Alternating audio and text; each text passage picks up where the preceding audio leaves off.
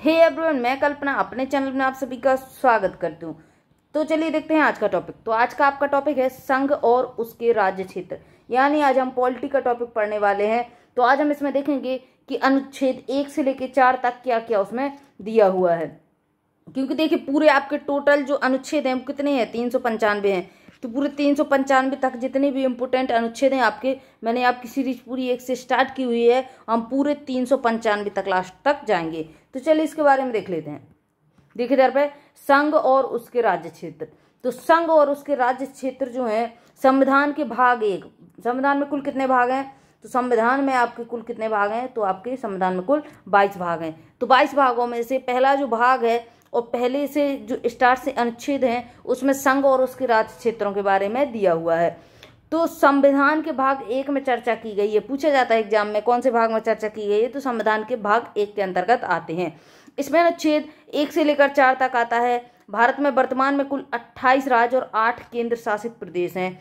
भारत अंतर्राष्ट्रीय कानूनों के तहत विदेशी क्षेत्र का भी अधिग्रहण कर सकता है। किस किस तरीके से? या तो देखिए संधि के अनुसार, कोई आपकी टीटी हो जाए, टीटी ना हो तो कोई आप जैसे कोई क्षेत्र किसी देश का खरीद लें, या कोई देश आपको कुछ उपहार में दे दे, या फिर आप उसको जीत हार में खरीद सकते हैं। तो अब जीत हार वाला तो सिस्टम है नहीं और ना उपहार वाला सिस्टम है। तो मतलब ये चीज़ें दी गई हैं कि भारत जो है इन तरीके से अंतर्राष्ट्रीय कानूनों के तहत विदेशी क्षेत्र भी अपने भारत में अधिकृत कर सकता है या भारत में मिला सकता है। तो इसी के बारे में देखना है। देखिए अनुच्छेद 1 में क्या क्या कहा गया है। अनुच्छेद 1 में कहा गया है कि जो इंडिया है, जिसको हम इंडिया को ही भारत कहते हैं, वो कैसा है? राज्यों का संघ है। क्योंकि देखिए आपके अलग अलग राज्य हैं, जैसे आपका पंजाब, उत्तर प्रदेश, हरियाणा। तो ये पूरे आपके जो 28 टोटल राज्य हैं और आपके 8 केंद्र शासित प्रदेश हैं, ये टोटल पूरे एक साथ जब मिलते हैं तो क्या होगा? ये राज्यों का संघ कहलाएगा। और जब वो पूरे इकट्ठे राज्य होते हैं तो उनको उस पूरे राज्य को हम क्या बोलते हैं? भारत। यानी पूरा भारत है हमारा। फिर भारत अंदर से 28 राज्यों और 8 केंद्र शासित प्रदेशों में विभाजित है। तो उसी को अनुच्छेद 1 में बोला गया है कि इंडिया जो कि भारत है, राज्यों का संघ होगा। हमारे देश का परंपरागत नाम भारत और आधुनिक नाम इंडिया है। इस चीज को याद रखिएगा। अनुच्छेद 19 भारत के क्षेत्र 3 भागों में बांटे गए हैं। देखिए इधर पे ये गलत टाइपिंग है। यहाँ पे देखिए इधर पे भारत के क्षेत्र जो है 3 भागों में विभाजित किए गए हैं। तो कौन कौन से भारत के क्षेत्र हैं? तो पहले तो हमारे भारत के जो राज्य हैं, बड़े बड़े राज्य देखते हैं, छोटे छोटे राज्य देखते हैं। दूसरे आप केंद्र शासित प्रदेश देखते हैं। और तीसरा देखिए ऐसा क्षेत्र जिन्हें किसी भी समय भारत सरकार द्वारा अधिकृत किया जा सकता है। मतलब अधिकृत कैसे किया जाएगा? या तो कोई संधि के तहत, या कोई आपको कुछ उपहार में दे दे, या भारत किसी देश का क्षेत्र खरीद ले इसी प्रकार से, या फिर जीत ले, हार जाए। हमारे भारत का क्षेत्र कोई हम हार जाएंगे तो वो आपका दूसरे देश में चला जाएगा। तो इस प्रकार से आना जाना होता रहता है। संविधान की पहली अनुसूची राज्य एवं संघ शासित प्रदेशों के नाम एवं उनके विस्तार दिए हुए हैं। तो अनुसूची के बारे में आपने सुना होगा, है ना?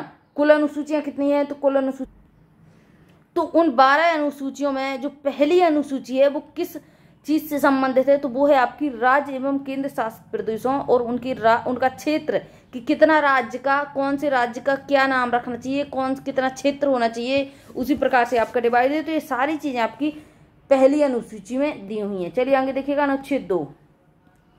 इसको समझिएगा। अनुच्छेद 2 में क्या दिया हुआ है?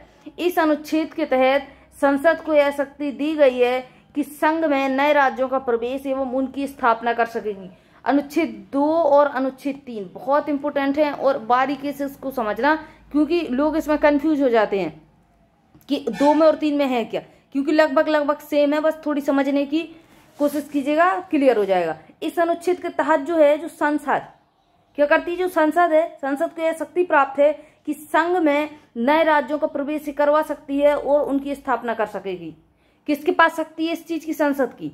कि भारत में जो राज्य स्थापित होगा या भारत में जो राज्य प्रवेश होगा उसकी स्थापना करनी है तो वो संसद के द्वारा होगी। यह संसद उन राज्यों के प्रवेश एवं गठन की चर्चा करता है जो भारतीय संघ के हिस्से नहीं है। इस चीज को याद रखिएगा कि अनुच्छेद 2 में हम उन राज्यों के प्रवेश और गठन की चर्चा करते हैं जो फिलहाल में, जो वर्तमान में भारत संघ के हिस्से नहीं है। जैसे कि अगर आप बात करेंगे दमन द्वीप या फिर गोवा की, तो गोवा किसके अधिकरण क्षेत्र में था?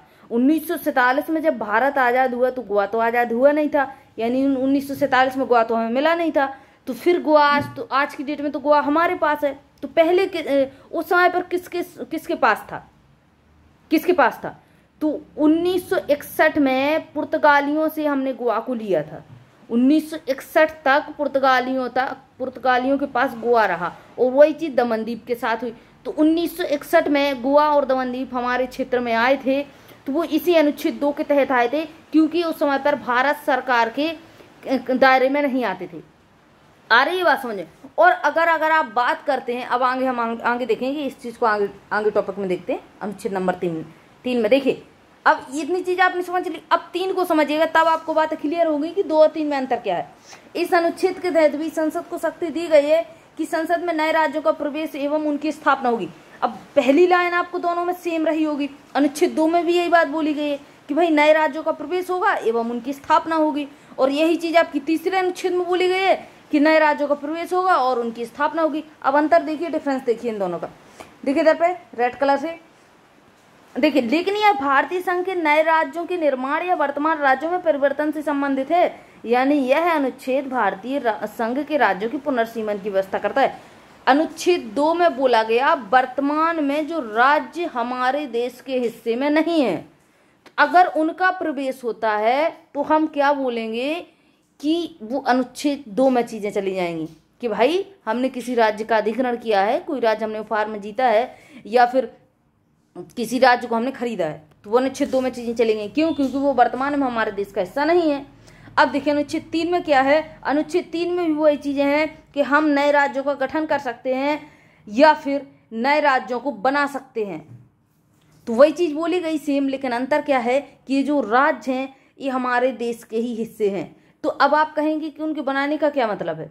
बनाने का क्या मतलब है? जो हमारे देश के ही हिस्से हैं। तो अब आप एग्जाम्पल देखिए कि जो यूपी है और उत्तराखंड है, उत्तराखंड और उत्तर प्रदेश की बात कीजिएगा, सन 2000 तक ये पूरा हिस्सा एक ही था। क्या था? सन 2000 तक उत्तराखंड और उत्तर प्रदेश एक ही क्षेत्र था। आज की डेट में 2 अलग अलग राज्य बन चुके हैं। तो क्या मतलब है इसका? ये कौन से अनुच्छेद के तहत बना है? उत्तराखंड तब भी हमारे देश का हिस्सा था, आज भी हमारे देश का हिस्सा है, लेकिन उस समय पर उत्तराखंड नहीं था, बल्कि उत्तर प्रदेश में आता था। आज की डेट में उत्तराखंड अपना अलग राज्य है और यूपी अपना अलग राज्य है। तो ये जो अनुच्छेद 3 के तहत स्थिति हुई, तो इसको हम अनुच्छेद 3 में डालेंगे, इस स्थिति को, कि हमारे ही राज्य को हम बदल दें। अब देखिए इसमें से कौन कौन सी देखिए चीजें इसमें आती हैं। किसी राज्य के क्षेत्र को बढ़ाना, मान लीजिए किसी राज्य का क्षेत्र हमने बढ़ा दिया है ना, 2 राज्यों के कोई आधे टुकड़े हमने उठाए और एक नए राज्य का निर्माण कर दिया। मान लीजिए ये रहा हरियाणा, ये रहा पंजाब। देखिए इस चीज को इधर पे 1 मिनट के लिए देखिए, ये रहा हरियाणा और ये रहा इससे जुड़ा हुआ पंजाब। अब देखिए हम लोगों ने क्या किया, बीच का इतना हिस्सा लिया इसका, तो ये तो पंजाब है, ये हरियाणा है, इस राज्य का कोई अच्छा सा नाम रख दिया है ना, और इस राज्य को अलग से बना दिया। तो ये कहाँ आएगा? जब भारत का पहले से ही हिस्सा है तो अनुच्छेद 3 में चला जाएगा। तो किसी राज्य के क्षेत्र को बढ़ाना, तो या तो आपका क्षेत्र बढ़ जाएगा या फिर घट जाएगा। और इसमें ये भी हो सकता है कि ये रहा पंजाब, ये रहा हरियाणा। अब पंजाब का कुछ हिस्सा इतना हमने हरियाणा में मिला दिया, तो हरियाणा का क्षेत्र बढ़ गया, पंजाब का क्षेत्र घट गया। तो ये चीज भी इसी में आएगी। देखिए अब नाम परिवर्तन भी इसी में आएगा। किसी राज्य के क्षेत्र को बढ़ाना या फिर किसी राज्य के क्षेत्र को घटाना, ये दोनों पॉइंट आपको समझ में आ गए होंगे।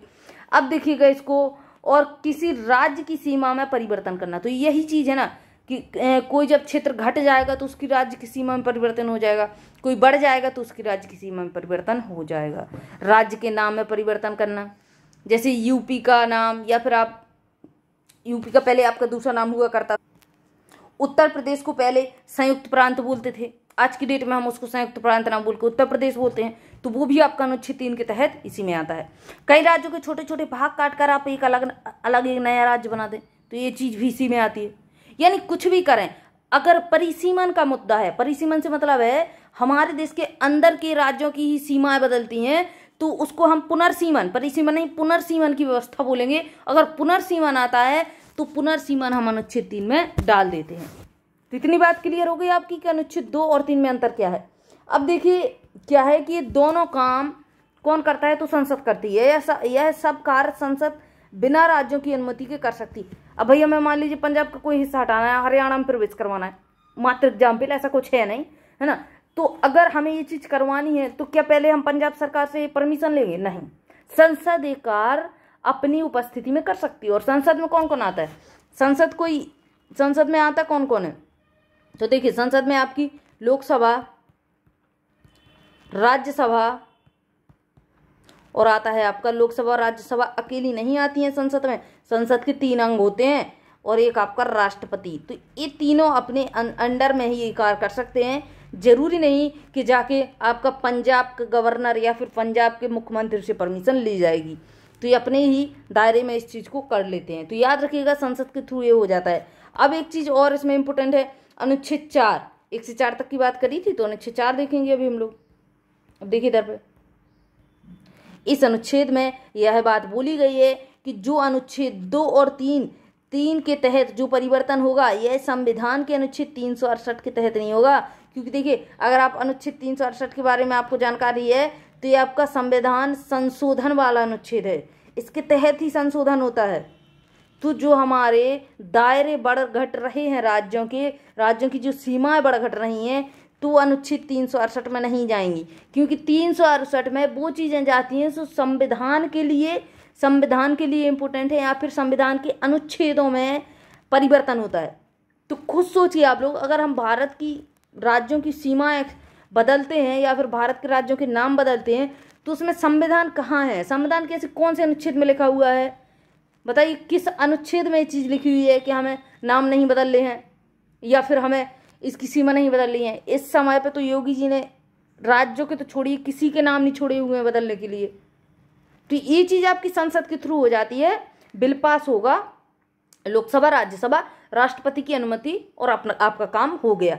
यानी जो है क्षेत्र आपका घट बढ़ जाएगा, कोई दिक्कत नहीं है। तो अनुच्छेद 2 और 3 के तहत चीजें जो होती हैं वो अनुच्छेद 368 के अंडर में नहीं आती हैं, यानी संविधान संशोधन के अंडर में नहीं आती हैं। इतनी बात क्लियर हो गई होगी आपकी। चलिए देखिए आगे, ये ओनली संसद का काम रहता है। संसद के पास यह शक्ति नहीं दी गई है कि संसद भारतीय राज्य के क्षेत्र को समाप्त कर दे या फिर भारतीय क्षेत्र को किसी अन्य देश को दे दे। अब ये बात देखिए आप लोग कि हम ले सकते हैं, ये संसद के ऊपर है कि भाई संसद को कोई बोले लो भाई उपहार में ले लो, ये वाली जमीन गिफ्ट में ले लो, तो संसद ले लेगी। लेकिन संसद सोचे भाई हम किसी को गिफ्ट कर दें, तो ये अनुमति नहीं है संसद को कि संसद ने कोई जमीन उठाई भारत की और जाके किसी देश को सौंप दी। तो ये चीज संसद को नहीं दी गई है। यानी रिवर्स वाला सिस्टम नहीं है, एक साइड वाला सिस्टम है। यानी संसद ले सकती है, हार जीत के ले सकती है, गिफ्ट में ले सकती है, खरीद के ले सकती है, लेकिन दे नहीं सकती है। तो संसद के पास यह शक्ति नहीं है कि संसद भारतीय राज्य के क्षेत्र को समाप्त कर दे। मान के चलिए गोवा है, संसद बोलेगी नहीं भाई गोवा तो हमारा है ही नहीं, तो वो बात नहीं चलेगी। यह भारतीय क्षेत्र को किसी अन्य देश को भी नहीं दे सकती है कि भाई भूटान को बोले लो आओ भूटान वाला हिस्सा आप ले लो, तो वो नहीं चल पाएगा संसद का। लेकिन अगर भूटान बोले कि लो भाई हमारा आप हिस्सा ले लो, तो संसद ले सकती है। इस चीज़ की अनुमति है संसद को। चलिए देखिए आगे। तो यहाँ पे आपका टॉपिक समाप्त होता है। अब हम देखेंगे कल नए टॉपिक के साथ, और नए टॉपिक में आपका रहेगा 5वें अनुच्छेद से, है ना। तो 5 से अनुच्छेद से यानी आपकी नागरिकता स्टार्ट है। तो नागरिकता देखेंगे कल। चलिए मिलते हैं कल नए टॉपिक के साथ, तब तक के लिए जय हिंद जय भारत।